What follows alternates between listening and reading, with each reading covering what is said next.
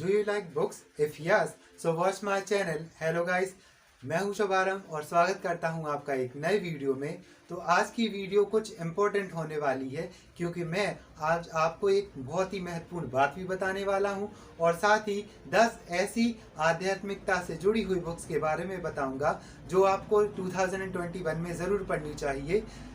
वैसे मैंने ये बुक 2020 में ली थी बट मैंने इन्हें कंप्लीट नहीं किया क्योंकि मेरे एग्जामिनेशन चल रहे थे, इस वजह से मैंने इन्हें नहीं पढ़ा। बट हाँ, अब मैं पूरी तरह से फ्री हो चुका हूँ, इसलिए मैं 2021 में इन्हें पूरी तरह से ख़त्म करूँगा और एक एक बुक का सेपरेट वीडियो जिसमें आपको इन बुक की समरी और बुक रिव्यू ज़रूर दिखाऊंगा ताकि आप इन बुक को पढ़ें और इनसे बहुत सारा ज्ञान अर्जित कर सकें, क्योंकि बुक्स यही तो देती हैं हमें बहुत सारा ज्ञान। तो बिना किसी देरी के शुरू करते हैं इस वीडियो को। लेकिन उससे पहले मैं आपको वीडियो के एंड में कुछ ऐसी महत्वपूर्ण बात बताऊंगा जो आपके जीवन में अगर आप लागू करेंगे तो आप सब कुछ पा सकते हैं। कोई भी ऐसी चीज़ नहीं है जो आप पा ना सकते हो। तो बिना किसी देरी के स्टार्ट करते हैं इस वीडियो को। तो मेरी जो 10 बुक्स में से 10 आध्यात्मिक बुक्स में से जो पहली बुक होने वाली है वो है हमारी ऑल टाइम फेवरेट बुक, जो हमारे दादा दादी नाना नानी इनफैक्ट हमारे पूर्वजों ने भी पढ़ी है। ये बुक बहुत पुरानी है, हज़ारों हज़ार साल पुरानी है। तो ये बुक जो है वो है हमारी सबसे पसंदीदा बुक। इनफैक्ट सभी धर्मों की बुक कह दें, क्योंकि ये बुक किसी एक धर्म विशेष से जुड़ी हुई नहीं है। इसे सभी धर्म के सभी रिलीजन के इंसान पढ़ सकते हैं। तो ये है हमारी श्रीमद् भागवत गीता यथास्वरूप, जिन्हें श्री स्वामी प्रभुपाद जी ने लिखा हुआ है, संकलित किया हुआ है। इसमें गीता का वही स्वरूप है जो श्री कृष्ण जी ने अर्जुन के सामने प्रस्तुत किया था। वही स्वरूप हमारे सामने स्वामी प्रभुपाद जी दर्शाते हैं कि गीता यथास्वरूप में कैसी होती है। और ये बुक बहुत ही अच्छी बुक है, आप देख सकते हैं। बहुत रूप में मेरे पास है। ये हार्ड कवर में है और मैंने इसे अमेज़ोन से ख़रीदा था, बहुत अच्छी डील थी। मुझे ये बुक 130 रुपये में मिल गई थी क्योंकि तभी डील चल रही थी। हाँ, हमेशा डील चलती रहती, तो आप देख सकते हैं कभी ना कभी इसके दाम कम होंगे और आप इस बुक को ख़रीदें, चाहे ये महंगी हो चाहे सस्ती हो, लेकिन आप ये बुक ख़रीदें और इसका रसास्वादन अवश्य कीजिए, क्योंकि ये बुक आपने पढ़ी तो ज़िंदगी में बहुत कुछ सीख जाएंगे आप। तो चलते हैं नेक्स्ट बुक पर, हमारी जो है हमारे स्वामी विवेकानंद जी से जुड़ी हुई बुक, हमारी विश्व गुरु स्वामी विवेकानंद, जिसे लिखा है M.I. राजश्री ने। और ये बुक बहुत अच्छी है। मैंने इसके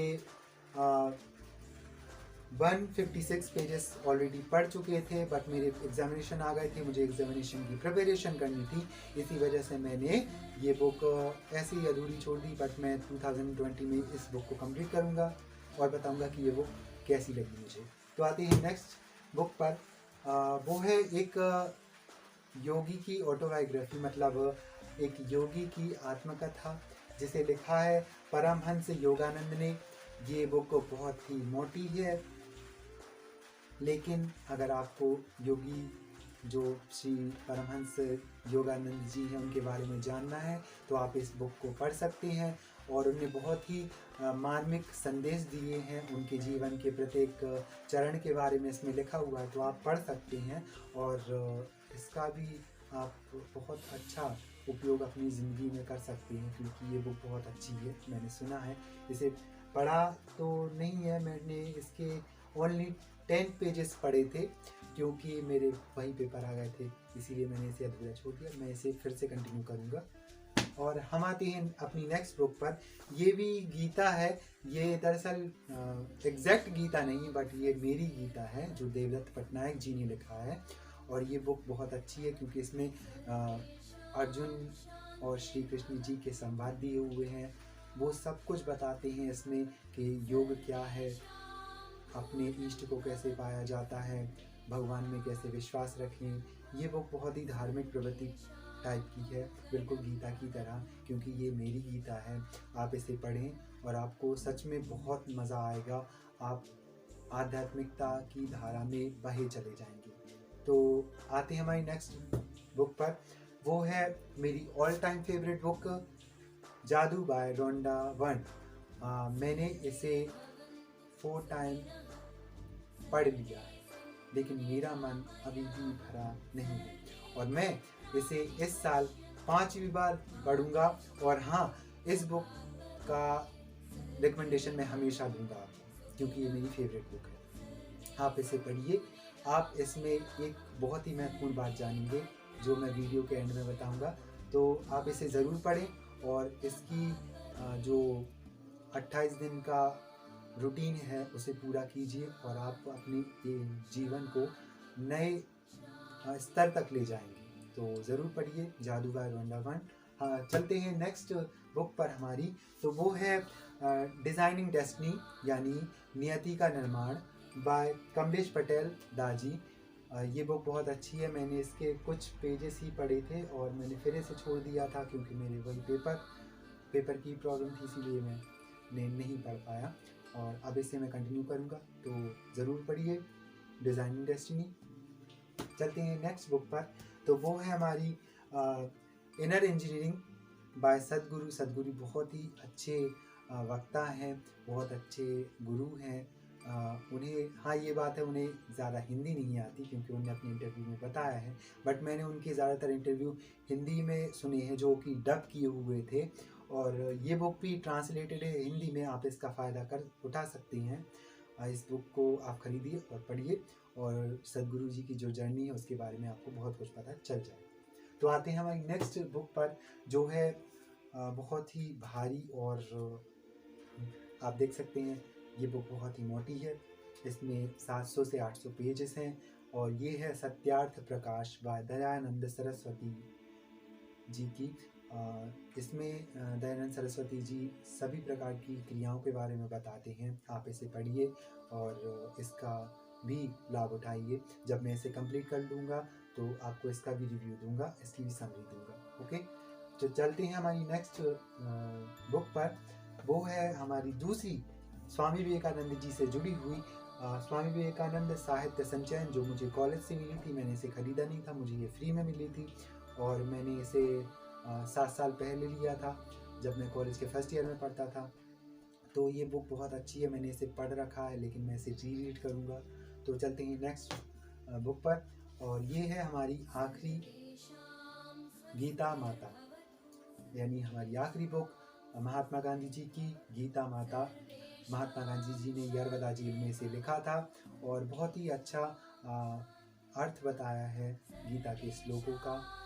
बहुत ही अच्छे तरीके से उन्होंने इसे रचित किया, इसे लिखा और आप इसे पढ़ेंगे तो आपको बहुत अच्छा लगेगा कि आप गीता ही पढ़ रहे हैं और आप इसका भी फ़ायदा उठाइए क्योंकि ये भी गीता से रिलेटेड बुक है। इसमें भी गीता का ज्ञान समाहित है, तो आप पढ़ सकते हैं। मेरे पास 3 गीता हो गई हैं, 4थी गीता मैंने ऑर्डर की है जो स्वामी परमहंस योगानंद जी ने लिखी हुई है। वो 2 वॉल्यूम में है दरअसल और मेरे पास आ जाएगी कुछ दिन बाद, तो मैं आपको बताऊंगा, ठीक है। तो ये रही मेरी 10 बुक्स जो स्पिरिचुअलिटी से जुड़ी हुई थी। आपको ये बुक्स देखकर, इन बुक्स का नाम सुनकर, इन बुक के बारे में रिकमेंडेशन सुनकर आपको बहुत अच्छा लगा होगा। आशा करता हूँ कि आप ये बुक ज़रूर खरीदेंगे और आप इसे पढ़ेंगे भी। और अगर आप स्पिरिचुअलिटी से जुड़ना चाहते हैं तो ये 10 बुक आप पढ़ सकते हैं। साथ ही मेरा एक अनबॉक्सिंग वीडियो भी आने वाला है कुछ दिन बाद, क्योंकि मैंने कुछ बुक ऑर्डर की थी अमेज़ोन से, तो वो आ जाएंगी तो मैं एक अनबॉक्सिंग वीडियो दूंगा। वो भी स्पिरिचुअलिटी से जुड़ी हुई बुक ही हैं और मैंने उन्हें ऑर्डर किया। तो आशा करता हूँ आपको ये वीडियो पसंद आई होगी। और जो महत्वपूर्ण बात थी मैं आपको बताने वाला था, उसके लिए आपको लंबा इंतज़ार करना पड़ा, उसके लिए क्षमा कीजिएगा। बट वो है ही बात इतनी महत्वपूर्ण जो मैं आपको एक लाइन में नहीं बता सकता। मैंने अपनी ज़िंदगी में कुछ अप्लाई किया था जो मुझे बहुत अच्छे तरीके से रिटर्न में भी मिला।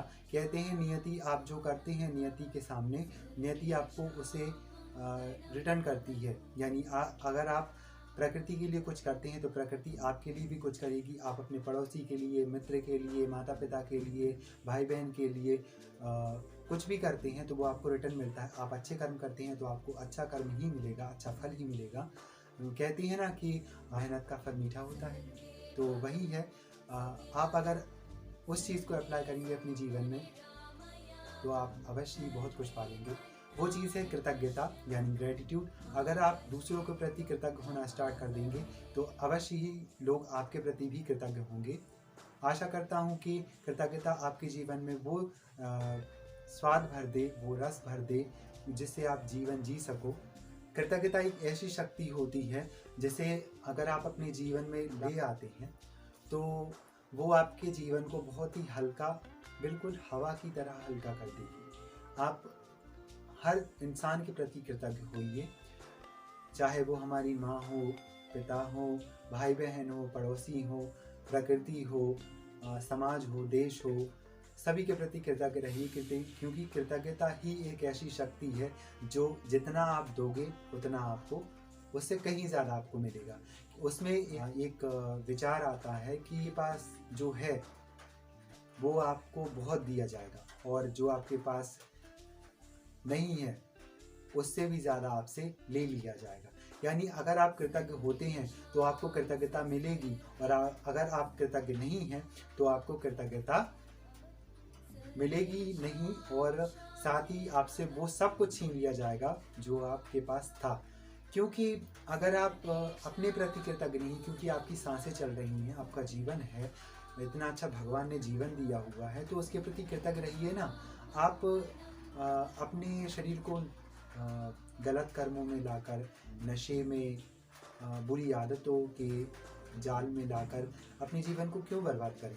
क्योंकि हमें भगवान ने जीवन एक बार दिया है तो इस जीवन का उपयोग भी तो हमें करना चाहिए ना। जीवन दिया है उसका सही उपयोग भी तो हमें आना चाहिए। इसीलिए कृतज्ञता और लॉ ऑफ अट्रैक्शन दो ऐसी चीज़ हैं जो अगर आप अपनी ज़िंदगी में अप्लाई करेंगे तो वो आपको लौट कर मिलेगी, और आपका जो जीवन है वो बहुत ही सरल हो जाएगा।